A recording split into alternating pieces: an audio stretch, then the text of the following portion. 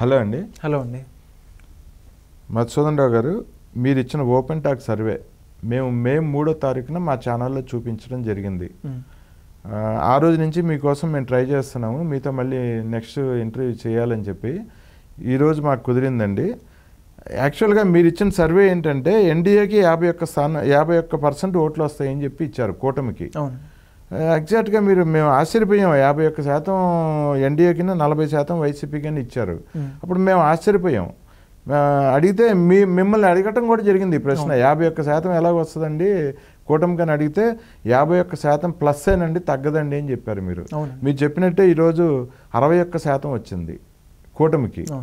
వైఎస్ఆర్సీపీకి ఎగ్జాక్ట్గా మీరు చెప్పినట్టు 40% ఓట్లు వచ్చినాయి. 40% ఓటింగే పడింది. అలాగే మీరు కూటమికి 164 స్థానాలు ఎమ్మెల్యే స్థానాలు వస్తాయి, వైఎస్ఆర్సీపీకి 11 మాత్రమే వస్తాయని చెప్పారు. అది కూడా మేము ఆ రోజు మిమ్మల్ని ఎన్నో రకాలుగా నేను క్రాస్ చేశాను. 164 కూటమికి ఎలాగ వస్తాయని చెప్తున్నారు, మీరు ఎంత డంకా బజాయించి ఎలా చెప్తున్నారు, కూటమికి ఎలాగ వస్తాయని అడిగాను. మీరు చాలా రీజన్స్ చెప్పారు. నేను మళ్ళీ ఆ రీజన్స్ అన్ని ఈరోజు తీసుకుంటాను మీ దగ్గర. అలాగే ఎంపీ స్థానాలు తెలుగుదేశంకి 23, వైఎస్ఆర్సీపీకి 2 అని చెప్పారు మీరు. సో అది కొంచెం జస్ట్ వేరియేషన్ వచ్చి 21 ఎంపీ స్థానాలు టీడీపీకి రావడం, 4 వైఎస్ఆర్సీపీకి వెళ్ళినాయి. అది కూడా మేము క్లారిటీ ఉందండి మాకు. ఎందుకంటే ఆ వైఎస్ఆర్సీపీ గెలిచిన 4 ఎంపీ స్థానాలు కూడా చాలా అతి కొద్ది మెజార్టీ, 4000, 5000, 6000 మెజార్టీతో గెలిచిన స్థానాలు. సో ఇంత పర్ఫెక్ట్గా మీరు ఇచ్చిన సర్వే ఎలా సాధ్యం? అది మీరు ఎన్ని జిల్లాలు తిరిగారు, ఎన్ని ప్రాంతాల్లో సర్వే చేశారు, ఎలా సర్వే చేశారు, మీరు ఇంత పర్ఫెక్ట్ రిపోర్ట్ ఎలా ఇవ్వగలిగారు? ఏపీ స్టేట్లో కేకే గారు ఒకళ్ళు, మీరొకళ్ళు పర్ఫెక్ట్గా సర్వేలు ఇచ్చింది. సో మీరు ఎంత పర్ఫెక్ట్ రిజల్ట్ మాకు ఎలా ఇవ్వగలిగారు? ఒక్కటండి, మొదటగా మాది విజయవాడ ప్రాంతం. విజయవాడ అజిత్ సింగ్ నగర్లో ఉంటాం. ఓకే, ఒకటి గమనించుకోవాలి, మేమేదో సర్వే కంపెనీ కాదు. ఓకే, సర్వే కంపెనీ కాదు, సర్వే కంపెనీ కాదు. మేమేదో దేశవ్యాప్తంగా తిరిగి ఏదో ఎన్నికల ప్రచారంకి సంబంధించి వచ్చిన వ్యక్తులు అసలు కాదు. ఓకే, ఏదో ఎన్నికల కోడ్ వచ్చిన దగ్గర నుంచి జనరల్ సర్వే కంపెనీ అంటే ఆ విధంగా వస్తాయి. అసలు మా సర్వే కంపెనీ కాదు, సర్వే వ్యక్తులం కూడా కాదండి మేము. మాది విజయవాడలో సామాన్య కుటుంబం. మాది కూడా ఒక ఓపెన్ టాక్ అని ఒక సంస్థను రిజిస్టర్ చేసుకున్నారు. కేవలం రిజిస్టర్ చేసుకోవడం జరిగింది. రాజకీయాల పట్ల ఉన్న ఆశ్రతను దృష్టిలో ఉంచుకొని ఒకటి గమనించుకోవాలి, ఏదైనా మన దేశంలో ఎన్నికలకు సంబంధించి కానీ, ఎన్నికల సర్వేలకు సంబంధించి కానీ, ఫలితాలకు సంబంధించి డిసైడింగ్ ఫ్యాక్టర్ అంటే సామాన్యులు అండి. సామాన్యులు ఎటువైపు ఉంటే రాష్ట్ర రాజకీయ ఫలితాలు వాళ్ళకు ముగ్గుగా ఉంటాయి. సామాన్యులకి మేలు చేస్తే అదే ప్రభుత్వం వస్తుంది, సామాన్యులు ఇబ్బంది పెడితే గవర్నమెంట్ పడిపోతుంది. దాన్ని దృష్టిలో పెట్టుకొని మాట్లాడడం జరిగింది. ఏదో పెద్దగా సర్వేలు తిరిగింది కాదు కానండి. ఏదైతే జగన్మోహన్ రెడ్డి గారు అధికారం చేపట్టిన తర్వాత 2019 తర్వాత 1 సంవత్సరం 6 నెలల వ్యవధి నుంచే నేను సామాన్యులతో ఇంటరాక్ట్ అవ్వడం జరిగిందండి. ఎక్కడికి వెళ్ళినా కూడా ఒక 2-3 నిమిషాలు సాధారణ సంభాషణ, ఆ 2-3 నిమిషాల తర్వాత ఇమీడియట్గా రాజకీయాలకు సంబంధించి. ఒకటి ఏంటంటే రాజకీయాలకు సంబంధించి అంటే ప్రతి ఒక్క జీవితం కూడా రాజకీయాలతో ప్రత్యక్షంగా కానీ పరోక్షంగా కానీ ముడిపడుతూ ఉంటుందండి.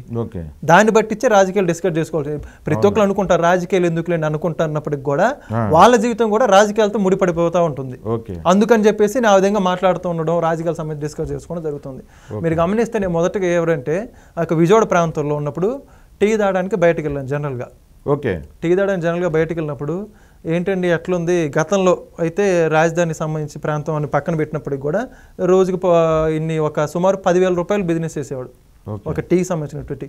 అదే వ్యక్తి దగ్గరికి వెళ్తే నేను ఒక 6 జగన్మోహన్ రెడ్డి వచ్చిన తర్వాత ఏంటి బాబా ఎట్లా ఉంది బిజినెస్, వ్యాపారం బాగా అవుతుందంటే ఎవరు వ్యక్తులు కూడా లేని పరిస్థితి అక్కడ. ఏంటి ఇలా పోసిపోయింది ఏంది బాబా అంటే, ఎక్కడ బాబు అసలు తాగేవాళ్ళు లేరు, జనాలు కూడా బయటకు వస్తలేరు, ఈరోజు టీ తాగేవాళ్ళు లేరు అని. టీ తాగేవాళ్ళు లేరు అంటే నీది 5 రూపాయలు వ్యాపారం కదా, ఇది ఒక 5 రూపాయలు 10 రూపాయలు టీ, ఇది తాగిన వాళ్ళు లేరు ఏంటి అంటాం. ఏంటంటే అసలు బయటకు వచ్చే వాళ్ళు ఎవరయ్యా, ఎవరికి పనులు ఉన్నాయి? గతంలో మా దగ్గరికి భవన నిర్మాణ కార్మికులు ఎక్కువగా ఉండే పరిస్థితి అది. మామూలుగా సామాన్య ప్రజలు ఎక్కువ ఉండేటువంటి భవన నిర్మాణ కార్మికులు జగన్మోహన్ వచ్చిన సంవత్సరంలో మీరు మర్చిపోయి ఉంటారు ఏమనండి, ఇసుక ఆపేశారండి. అవును, ఆపేశారు. లక్షలాది కుటుంబాలు, సుమారుగా రాష్ట్రంలో 60 నుంచి 1 కోటి మంది వరకు భవన నిర్మాణ ఆధారిత కుటుంబాలు ఉన్నాయి. అటువంటి వాళ్ళందరికీ కూడా ఇసుక ఆపేసి వాళ్ళందరూ రోడ్డు మీద పడేసి, ఉన్న ఇసుక కూడా లేదని చెప్పేసి బ్లాక్లో చెన్నైకి పక్క రాష్ట్రాలకు అమ్ముకున్న జగన్మోహన్ రెడ్డి ఈరోజు వాళ్ళందరూ కూడా రోడ్డు మీద పడేస్తే వాళ్ళందరూ పనులకు కూడా వచ్చే పరిస్థితి లేదు. ఈరోజు వాళ్ళు టీలు ఏం తాగుతారు, డబ్బులు ఎక్కడ, వాళ్ళు ఏంటంటే ఏ రోజుకి ఆ రోజు 500 కానివ్వండి 200 కానివ్వండి వస్తే ఒక టీ తాగి పొద్దున ఒక టీ తాగి మేస్త్రి దగ్గరికి వెళ్ళేసి పనులు చేయించుకుని వచ్చి సాయంత్రం ఒక టీ తాగేవాళ్ళు వచ్చేవాళ్ళు. ఈ రోజు పనులు లేకపోతే వాళ్ళు బయటకు వచ్చే పరిస్థితి అక్కడ ఉంది. టీ తాగే అసలు చేతులు డబ్బులు ఎక్కడే ముందు 10 రూపాయలు తక్కువ అవ్వచ్చు, బట్ సామాన్యుడికి ఆ 10 రూపాయలు కూడా ఎక్కువ అండి. పని చేసుకుంటే నా 10 రూపాయలు కూడా వస్తాయి, టీ తాగే పరిస్థితి కూడా లేదని చెప్పేసి ఆయన బాధపడడం జరిగింది. ఉదయం అక్కడ సరిపోయింది. నాకు సర్లే ఒకళ్ళిద్దరు నెగిటివ్గా ఉంటారులే అని చెప్పేసి అనుకున్నాం. తర్వాత సాయంత్రం మధ్యాహ్నం అదే ఆటోలో జర్నీ చేస్తూ వేరే ప్రాంతానికి వెళ్తే ఆటో ఎక్కడం జరిగింది. ఆటో వాళ్ళని కూడా అడిగాను, 2 నిమిషాలు మామూలుగా మాట్లాడేసి ఏంటండి ఆటో వాళ్ళ పరిస్థితి, ఇట్లా వాహన మిత్ర కింద జగన్మోహన్ రెడ్డి గారు 10,000 వేస్తూ ఉన్నారు కదా అంటే, ఎక్కడండి కేసులు అండి పెంచారండి. గతంలో కేసులు సంబంధించి ఆటో ట్యాక్సీలు రాస్తే ఏదైతే 100-500 ఫైన్ వేసేవాళ్ళు, అదే జగన్మోహన్ రెడ్డి గారు వచ్చాక ఆ 10,000 ఏదైతే వస్తున్నాడో 3,000, 4,000, 1,000 రూపాయలు తక్కువ ఎప్పుడూ లేదంట ఫైన్కి సంబంధించి. 1,000 రూపాయలు పైనే కానీ 1,000 రూపాయలు తక్కువ ఫైన్లు లేవంట. ఆయన ఇచ్చేది 10,000, సంవత్సరం మొత్తం మీద 10,000. వీడు ఒక్కసారి ఫైన్ వేస్తే 2,000, 3,000 వేస్తున్నాడు. అదేవిధంగా ఆటోకి సంబంధించి రిపేర్ ఖర్చులు కూడా పెరిగిపోయి రోజు, డీజిల్ ఖర్చులు, డీజిల్ సెజ్ ఏదైతే వాళ్ళ సెస్ అయితే రాష్ట్ర ప్రభుత్వాలు వేసేది ఏదైతుందో పక్క రాష్ట్రాల్లో 10 రూపాయలు వేస్తే మన దగ్గర మాత్రం 30 రూపాయలు 50 రూపాయలు వేసిన పరిస్థితి ఒక్క డీజిల్ మీదే. అసలు రోజు మీద తిరిగే వ్యక్తులు కూడా లేరు ఈరోజు, ఆటోలో తిరిగే వ్యక్తులు కూడా లేరండి ఈరోజు, మాకు సర్వీస్ కూడా లేదు. అటువంటిది నేను ఇంత ఛార్జీలు వేస్తే ఆ 10,000 ఎక్కడ పెట్టుకోవాలని సంవత్సరం మొత్తం మీద పట్టుమని మాకు 10,000 ఆయన వేసిన 10,000 10 రోజులకు రావు, సంవత్సరం మొత్తం ఆయన వేసా అని చెప్పుకుంటున్నాడు. ఇంకెక్కడ మేలు జరిగిందండి. గతంలో చంద్రబాబు నాయుడు గారు మొన్న ఒక లైఫ్ ట్యాక్స్ తీసేశారంట, ఆటోలకు సంబంధించి లైఫ్ ట్యాక్స్ చంద్రబాబు నాయుడు ఎత్తేసారు. ఈయన వచ్చాక దాని రేట్లు కూడా పెంచేశారంట. ఎలా బతకాలండి మేము, ఇంట్లో పిల్లలు ఎట్టా బతకాలని చెప్పేసి బాధపడుతున్న పరిస్థితి.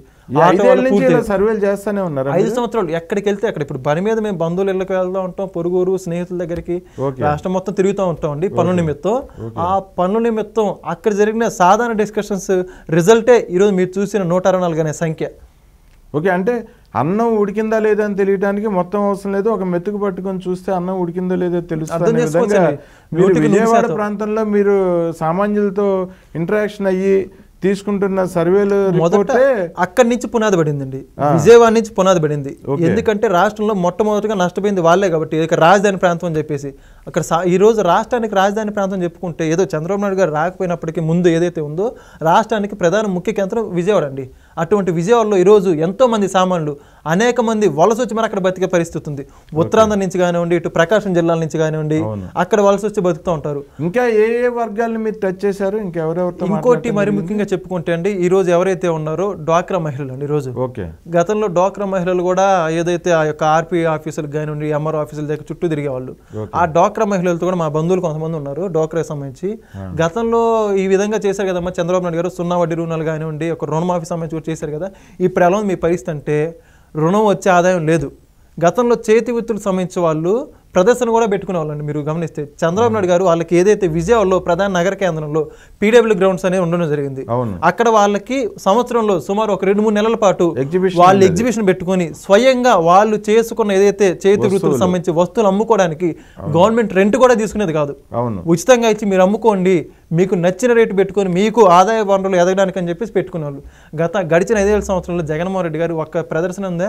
అసలు పీడబ్ల్యూ గ్రౌండ్సే తీసేశారు కదా, తీసేసి అంబేద్కర్ అని పెట్టేసి విగ్రహం పెట్టుకున్నారు కదా. ఆ డ్వాక్రా మహిళలందరూ కూడా రోడ్డును పట్ట పరిస్థితి. ఏదో అక్కడ విజయవాడ మహిళలు రారండి, విజయవాడ రాష్ట్ర వ్యాప్తంగా వైజాగ్ నుంచి అందరు డ్వాక్రా మహిళలు ఏకమయ్యి వాళ్ళ ఇంట్లో చేసుకున్న యొక్క కుటీర పరిశ్రమలు కానివ్వండి, చేతి వృత్తులు ఏదైతే చీరలు కానీ అవన్నీ అమ్ముకోవడానికి వచ్చేవాళ్ళు. ₹1 వచ్చిందని చెప్పేసి ఈరోజు అవి ఎక్కడ ఉన్నాయి? అది సొంత ఆదాయంలో తీశారు. అదేవిధంగా వాళ్ళకి లావలసిన లోన్లు కూడా బకాయి పెట్టారు. గతంలో చంద్రబాబు నాయుడు ఉన్నప్పుడు లోన్లు ఇప్పించేవాళ్ళు వాళ్ళకి 0 వడ్డీ కింద. ఈయన వచ్చాక లోన్లు కూడా ఆపించారు. ఆదాయం గవర్నమెంట్లో డబ్బు ఎక్కడుంది ఇంతకీ? వీళ్ళకి ఎలా ఇస్తారు? డ్వాక్రా మహిళలు అక్కచెల్లెమ్మలు ఈరోజు సుమారు రాష్ట్ర వ్యాప్తంగా కొన్ని లక్షల మంది ఉన్నారు. వాళ్ళందరూ జగన్మోహన్ రెడ్డి బుద్ధి చెప్పలేదు అనుకుంటున్నారా? వాళ్ళందరూ చెప్పిన మాట వాస్తవం కదంటారా? నలిగిపోయిన మాట వాస్తవం కదంటారా? డ్వాక్రా చెల్లెమ్మలు బట్టిచ్చే డిసైడ్ అయిపోతూ ఉంది.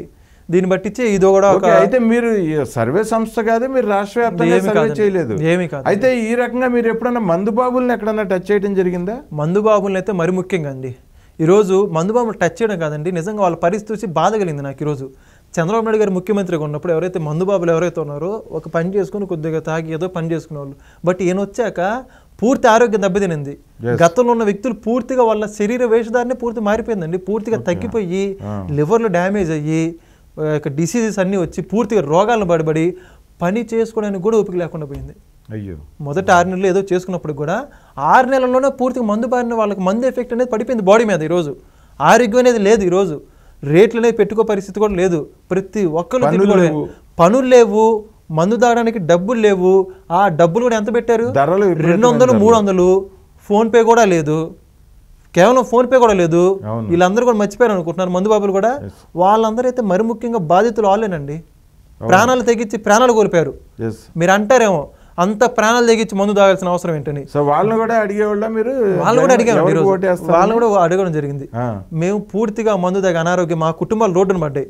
గతంలో మేము మందు తాగాం కానీ మా కుటుంబం రోడ్డును పడలా. 500, 600 మాకు వచ్చేది. ఒక 100 రూపాయలు మందు తాగేవాళ్ళం, 500 ఇంట్లో ఇచ్చుకునే వాళ్ళం. కానీ ఇప్పుడు 500కి 500 మందుకు పెట్టుకుంటున్నాం, అనారోగ్యాన్ని బాధపడుతున్నాం. ఏ రకంగా మేలు జరగలేదు మాకు. చంద్రబాబు నాయుడు గారు ఉన్నప్పుడే మా గురించి ఆలోచించారు, మా మందు గురించి ఆలోచించారు, మా కుటుంబాల గురించి కూడా ఆలోచించారు. గతంలో చంద్రబాబు నాయుడు గారు మద్యపాన నియంత్రణ చెప్పపోయినప్పటికీ ఎన్ని కుటుంబాలు రోడ్డును పడ్డాయి, ఎన్ని కుటుంబాలు మందు ద్వారా చనిపోయాయి. ఈయన మద్యపాన నియంత్రణ చెప్పినా కూడా, మద్యపాన నిషేధం అని చెప్పినా కూడా ఎన్ని వేల కుటుంబాలు ఈరోజు చనిపోవడం జరిగింది. మద్యపానం తీసుకుని 1,00,000 మంది పైన చనిపోయారు. 1,00,000 మంది పైగా చనిపోయారు. కేవలం మద్యానికి సంబంధించి కొన్ని వేల కోట్లు, లక్షల కోట్లు అవినీతి జరిగిన మాట వాస్తవం కాదంటారా? ఫోన్ పే ట్రాన్సాక్షన్ లేకుండా వాళ్ళందరూ కూడా జగన్మోహన్ రెడ్డికి ఓటు వేయమని చెప్పేశారు. నికాసిగా ముక్కుసూటిగా చెప్పారు వాళ్ళైతే. మరి ఈ సందర్భంగా మహిళలకైతే పూర్తి మద్యపాన నిషేధం చేస్తామని చెప్పి తప్పుడు హామీ ఇచ్చి జగన్మోహన్ రెడ్డి మహిళలు అందరి చేత ఓటు వేయించుకున్నాడు. అర్ధరాత్రి 1 గంట వరకు కూడా మహిళలు అప్పుడు ఓట్లు వేసిన పరిస్థితి చూసాం. మరి ఆ మహిళల్ని ఎవరన్నా టచ్ చేశారా మీరు? ఇక్కడ 2 రకాలుగా, ఒక్క మద్యపానం ద్వారా, మద్యపాన నిషేధం జగన్మోహన్ రెడ్డి ఇచ్చిన హామీ ద్వారా చంద్రబాబు నాయుడు గారికి 2 వర్గాలు మద్దతు చెప్పడం జరిగింది. ఎవరంటే మందుబాబుకు సంబంధించినటువంటి వ్యక్తులు, వాళ్ళ కుటుంబాలు కూడా ఉంటారు కదండి. అవును, వాళ్ళ నష్టపోయిన కుటుంబాలు కూడా ఉంటాయి కదా. ఒక కుటుంబం 4-5 ఓట్లు ఉంటాయి కదా. వాళ్ళందరూ కూడా వాళ్ళకి వాస్తవం తెలియదు అంటారా? జగన్మోహన్ రెడ్డి గారు 2019 ఎన్నికలకు ముందు మద్యపాన నిషేధం చేశాకే నేను 2024 ఎన్నికల హామీలో వస్తానని చెప్పడం జరిగింది. మద్యం ఏదైతే ఉందో 5 స్టార్ హోటల్స్కే పరిమితం చేస్తానని చెప్పడం జరిగింది. ఇంత అబద్ధాలు చెబితే ఎవరు నమ్ముతారండి? ప్రజలందరూ వినట్లేదు అంటారా? ఆయన చేసే హామీలు, తుత్తుతి హామీలు మొత్తం కుటుంబాలు రోడ్డు పడ్డ మాట వాస్తవం కాలేదంటారా? చెప్పింది ఏంటి ఇక్కడ కనపడతా ఉంది ఏంటి? ఈరోజు మద్యపానం ద్వారా ఆ యొక్క మద్యపానం లభించకపోగా ఎన్ని లోకల్ బ్రాండ్స్ ద్వారా వాళ్ళు డబ్బులు సంపాదించుకుంటూ వీళ్ళు మాత్రం కుటుంబాలు రోడ్డు పడుతూ ఉంటే ఎవరు చూస్తుంటుకుంటారండి? మందుబాబులు ఓటే లేదు, వాళ్ళ కుటుంబాలు కూడా ఓటే లేదు. కన్న యజమాని కుటుంబం, కన్న తండ్రి కుటుంబం ఎవరైతే ఉన్నారో ఆయన తాగి పడిపోయి ఎక్కడో మందుకి యొక్క హాస్పిటల్ సంబంధించి డబ్బులు పెట్టుకోవాలంటే ఎవరు ముందు చూపుతారండి ఈరోజు? అవును, ఇవన్నీ వాస్తవం కాదంటారా? ఇప్పుడు ఈ మధ్య తరగతి బిలో మిడిల్ క్లాస్ వాళ్ళని కూడా మీరు మాట్లాడారు అందరినీ. మరి పెద్ద వ్యాపారస్తులను ఎవరన్నా టచ్ చేశారా? పెద్ద వ్యాపారస్తులు కూడా టచ్ చేయడం జరిగింది. పెద్ద పెద్ద షోరూమ్స్ షాపింగ్ మాల్, వాళ్ళు ఏం చెప్పేవాళ్ళు, రియల్ ఎస్టేట్ సంబంధించి వాళ్ళు కూడా అడగడం జరిగింది. వాళ్ళైతే పూర్తిగా చేతులు ఎత్తేసారండి ఈరోజు. వాళ్ళు ఈరోజు గతంలో బాగా బతికాం మేము, ఇప్పుడు ఉన్నవి అమ్ముకొని అప్పులు బాధ తట్టుకోలేక కాంట్రాక్టులు కూడా అడగడం జరిగింది. కాంట్రాక్టులు కూడా 1 రూపాయి కొద్ది గొప్ప చేసుకునే వాళ్ళు ఉన్నారు. వాళ్ళు కూడా పూర్తి ఆత్మహత్య చేసుకునే పరిస్థితి. వీళ్ళన్నా కొద్ది గొప్ప ఏదో లేకపోయినప్పుడు చిన్న వ్యాపారస్తులు కూడా తట్టుకోగలిగారు. రోడ్డును పడ్డప్పటికి కూడా కొద్ది ఆత్మగౌరవంతో చిన్న చిన్న చేసుకోగలరు. వాళ్ళు అలా కూడా కాదండి. ఒకప్పుడు బాగా బతికి ఒక్కసారిగా రోడ్డు మీద పడి అప్పులోళ్ళు బాధలు తట్టుకోలేక ఆత్మహత్యలు చేసుకునే పరిస్థితి వాళ్ళైతే. ఎలాంటి చిన్న ఉదాహరణ, గతంలో మా విజయవాడ ప్రాంతంలో చంద్రబాబు నాయుడు గారు ఉన్నప్పుడు సింగపూర్ నుంచి కానీ ఎంతో మంది వస్తుండేవారు. నిత్యం రద్దీగా ఉండేది ఎయిర్పోర్ట్ కూడా. ఎంతో మంది బిజినెస్ వాళ్ళు వస్తుండేవాళ్ళు, రియల్ ఎస్టేట్ సంబంధించి వస్తుండేవాళ్ళు. ఎక్కడో వైజాగ్ నుంచి ఇక్కడ కూడా రియల్ ఎస్టేట్కి వస్తూ ఒకరు భూమి అమ్ముకోవడం, 4 మంది పేదలకు సహాయం చేసేవాళ్ళు. ఇప్పుడు రియల్ ఎస్టేట్ వర్గం అంటే ఎంతోమంది భవన నిర్మాణ కార్మికులకు ఉపాధి వస్తుంది. వాళ్ళని ఆధారంగా చేసుకుని ఎంతో మంది ఉంటారు కింద. వాళ్ళందరూ ఇంపాక్ట్ అవ్వరు అంటారా? ఆ ప్రభావం వాళ్ళందరి మీద పడతా ఉంటారా? గవర్నమెంట్ వచ్చాక, జగన్మోహన్ రెడ్డి గవర్నమెంట్ వచ్చినాక ప్రభుత్వంలో కాంట్రాక్టులు బిల్లులు చెల్లించాల, పనులు చేయించుకోవాలా. చేయించిన పనులకి చంద్రబాబు నాయుడు హామీలో సంబంధించి ఎంతమందిగా కాంట్రాక్టులకు మేలు చేశారు. ఈయన వచ్చాక పూర్తిగా పక్కదారి పట్టేశారు. వాళ్ళందరూ కూడా బట్టలు విప్పేసి అర్ధనగ్న నిదర్శనం చేయడం జరిగింది. విజయవాడలో వచ్చేసి అర్ధనగ్న ప్రదర్శన. ఇంకా షాపింగ్ మాల్స్ యొక్క ఎవరైతే షోరూమ్ మాల్స్ ఉన్నారో కొనేవాళ్ళు లేరు, బిజినెస్ లేదు, పెట్టుబడులు కూడా లేవండి. ఈరోజు పూర్తిగా మూత వేసుకొని కొన్ని కోట్ల విలువ చేసే భవనాల్ని లక్షల్లో అమ్ముకున్నారండి పాపం. ఓకే అండి, మీ ప్రయాణంలో ఉద్యోగస్తులు ఎక్కడన్నా టచ్ చేశారా మీరు? ఉద్యోగస్తులు మాట్లాడడానికి ఇంక చెప్పడానికి లేదండి. ఉద్యోగస్తులు నడి రోడ్డుకు వచ్చారు. ఒకప్పుడు ఒక ఉద్యోగస్తులు అంటే సమాజంలో ఒక గౌరవప్రదమైన గౌరవం ఉండేది. ఈయన వచ్చాక అసలు ఉద్యోగస్తులు లెక్క లేకుండా పోయింది. వైసీపీ నాయకులు వాళ్ళతో ఆటలాడించుకున్న వాళ్ళే, ఎవరు చెబితే వాళ్ళు చెబితే ఆటలాడించుకున్న వాళ్ళే, చేయడానికి పని లేదు, ఎవరు పడితే వాళ్ళు నిలదీసేవాళ్ళు. ఈరోజు చంద్రబాబు నాయుడు ఉన్నప్పుడు వాళ్ళకి ఎంతో గౌరవం ఇచ్చేవాళ్ళండి. ఈరోజు చంద్రబాబు నాయుడు ఉన్నప్పుడు ఈయన వచ్చాక జీతాలు లేవు, కుటుంబంలో పిల్లలకి వాళ్ళకి ఏదైతే గవర్నమెంట్ ఉద్యోగస్తులు వాళ్ళు కూడా ఆర్థికంగా ఉన్న వ్యక్తులు కాదండి. ఏదో గవర్నమెంట్ జీతం వస్తూ ఉంటుంది, వాళ్ళ చిన్న కుటుంబాన్ని కూడా నడిపించుకోవాల్సిన పరిస్థితి, ప్రధాన వ్యక్తిగా ఉంటూ ఈఎంఐలు కట్టుకోవాల్సిన పరిస్థితి. ప్రతి గవర్నమెంట్ వ్యక్తి ఈరోజు ఈఎంఐ కట్టుకునే పరిస్థితి. అటువంటిది ఈయన 1వ తారీఖు జీతాలు వేయకపోవడం వల్ల ఈఎంఐ బ్యాంక్ వాళ్ళు పెట్టే ఒత్తిడి తట్టుకోలేక పూర్తిగా కొంతమంది అయితే గవర్నమెంట్ జాబ్కి ఎందుకు వచ్చని బాధపడే పరిస్థితి. ఈరోజు విజయవాడలో మీరు గమనిస్తే ఏదైతే 2022 మార్చిలో సంబంధించి లాంగ్ ఫస్ట్ కొన్ని లక్షల మంది ఉద్యోగస్తులు మారువేషాలు వచ్చి రావాల్సిన కర్మ వాళ్ళకి ఏంటండి? వాళ్ళకేం కర్మ? లక్షల మంది గతంలో ఎప్పుడూ లేని విధంగా రోడ్ల మీదకి వచ్చి ఎక్కడో పెళ్లివారం అంటూ చెప్పుకొని బస్సు పెట్టుకుని వచ్చిన పరిస్థితి. టీచర్లు అయితే వాళ్ళు ఒక భిక్షయాటం చేసే మారు రూపంలో వచ్చారు. వాళ్ళు మన రాష్ట్రంలోనే ఉన్నారు కదా, మన రాష్ట్ర వ్యక్తులే కదా, వాళ్ళు ఇంకా పైగా ప్రభుత్వ ఉద్యోగస్తులు కదా. అంత కర్మ ఏంటి? వాళ్ళ మీద అంత ఉక్కుపాదం మోపాల్సిన పరిస్థితి ఏంటి జగన్మోహన్ రెడ్డికి? వాళ్ళ జీతాలు వాళ్ళు అడగడం చేసిన పాపమా? వాళ్ళకి రావాల్సిన సిపిఎస్ ఈయన చెప్పిన మాటే కదా, వాళ్ళు ఈయన చెప్పని మాట అడగలేదు కదా. ఈయన సిపిఎస్ ఏదైతే రద్దు చేస్తానని హామీ ఇచ్చాడు, మీరు చెప్పిన మాట తీర్చండి అయ్యా, మా కుటుంబాలు బాగుపడతాయి, మీరు 1వ తారీఖు జీతాలు ఇవ్వండి అయ్యా బాగుపడతాయి. ఈ గొంతెమ్మ కోరికలు కాదు కదా వాళ్ళు కోరుకుంది. మాకు కారు ఇవ్వండి, మాకు బంగ్లా ఇవ్వండి, మాకు ప్రమోషన్లు ఇవ్వండి కాదు వాళ్ళు కోరుకుంది. మా జీతాలు మాకు ఇవ్వండి అని కోరుకున్నారు. దానికి వాళ్ళ మీద లాఠీ చార్జులు, వాళ్ళని హౌస్ అరెస్టులు, వాళ్ళు బయటకు వెళ్ళడానికి కూడా లేకుండా చేశారు.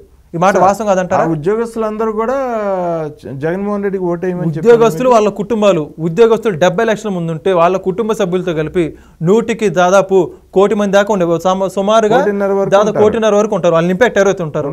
సో వాళ్ళందరూ కూడా తిరగబడ్డారు. దానికి ప్రత్యక్ష నిదర్శనమే పోస్టల్ బ్యాలెట్ ఓటింగ్. గుద్దేశారండి ఈరోజు. అవును, దాదాపు గతంలో 3 లక్షలు ఉన్న పోలిట్ బ్యాస్టింగ్ ఓటింగ్ 5 లక్షలన్నర వచ్చింది. అప్లై చేసుకున్న వాళ్ళందరూ కూడా ఈసారి మేము ఓటేయాలి. వైసీపీ వాళ్ళు డబ్బులు ఇస్తా ఉన్నారు, ఎదురు తిరిగి వీళ్ళు మేము డబ్బులు ఇస్తా ఉన్నారు. రాష్ట్రం బాగుపరిచే చాలు, మేము ఆటోమేటిక్ బాగుంటాను వాళ్ళు కూడా కోరుకున్నారండి. ఓకే, ఇన్ని వర్గాల్ని మీరు టచ్ చేశారనమాట మీ సర్వేలో ఆధారం. ఇంకా చాలా మంది టచ్ చేయడం. ఈ ఒక్క విజయవాడలో మీరు చేసిన సర్వే ప్రకారమే మీరు రాష్ట్రం మొత్తం రిపోర్ట్ ఇచ్చారు మీరు. అవునండి, రాష్ట్రం మొత్తం కూడా కొన్ని ప్రాంతాలకు వెళ్ళడం జరిగింది. ఉత్తరాంధ్ర, వైజాగ్, తూర్పుగోదావరి, పశ్చిమ గోదావరి, శ్రీకాకుళం, పన్ని మొత్తం వెళ్ళినప్పుడు అండి.